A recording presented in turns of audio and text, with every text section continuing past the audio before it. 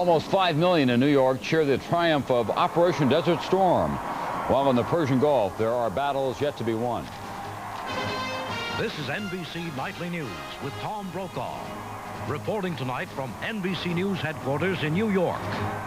Good evening. It was called Operation Welcome Home. Today's blizzard of confetti and cheers along New York's Lower Broadway, a 1-mile-long, 4-hour celebration for the men and women of Operation Desert Storm. There were some protesters, but for most New Yorkers, this was a long-awaited chance to cheer something. NBC's Stan Bernard tonight. Lower Broadway, the financial district, a canyon created by money, was again a canyon of heroes. The three Grand Marshals, General Norman Schwarzkopf, Defense Secretary Dick Cheney, and a New York native, General Colin Powell, led the way to receive the cheers and begin the littering on a grand scale.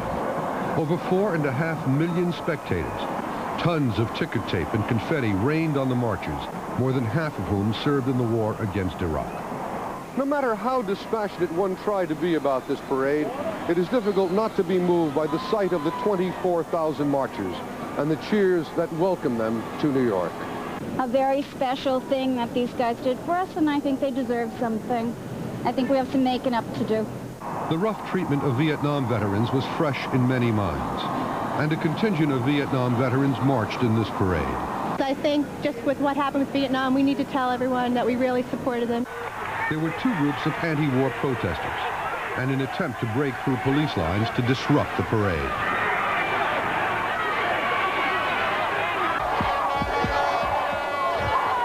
They were overwhelmed by the police and the sentiment of the crowd. There was a display of military hardware. And a few New Yorkers wondered if this jet would make it out of town before it was stolen and sold for parts. In this financially hard-pressed city, it was a parade that was privately paid for, and a surplus of at least $500,000 will go to support families of casualties of the war. But this was a celebration that so many came home alive and well. Stan Bernard, NBC News, New York. Well, that was going on in New York today. Iran was claiming that Saddam Hussein has started a new attack on Shiite Muslims trapped in southern Iraq. One more reminder of the continuing turmoil of the Persian Gulf. NBC's John Cochran is at the White House now. John, what about these latest claims from Iran? Tom, the White House says it has no evidence that Saddam Hussein has launched a new crackdown. As the president returned from Camp David, the unconfirmed reports of fighting in southern Iraq again raised questions about what the Gulf War really accomplished.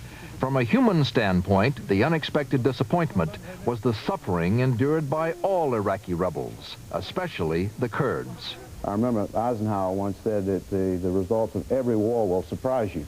Well, all the results of this war are not in yet. But U.S. officials say the work done by GIs in setting up refugee camps has saved almost 1 million Kurds. Because of that, a White House spokesman said the president was able to enjoy Saturday's victory celebration. Today, Marlin Fitzwater said, everyone can feel very good about the prosecution of the war and the status of events at this point.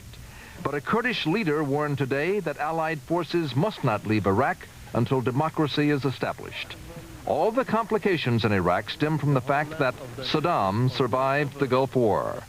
But the White House is quick to point out that Bush never made ousting Saddam a goal of the war. And when critics complain about the lack of democracy in Kuwait, the White House again says that was never the goal. The goal was to force Saddam out of Kuwait.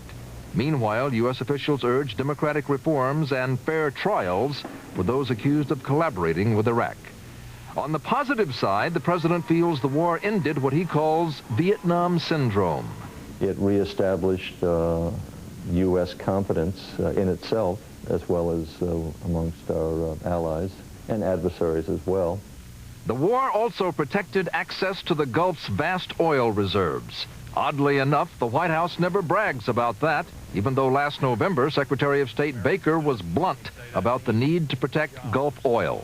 If you want to sum it up in one word, it's jobs.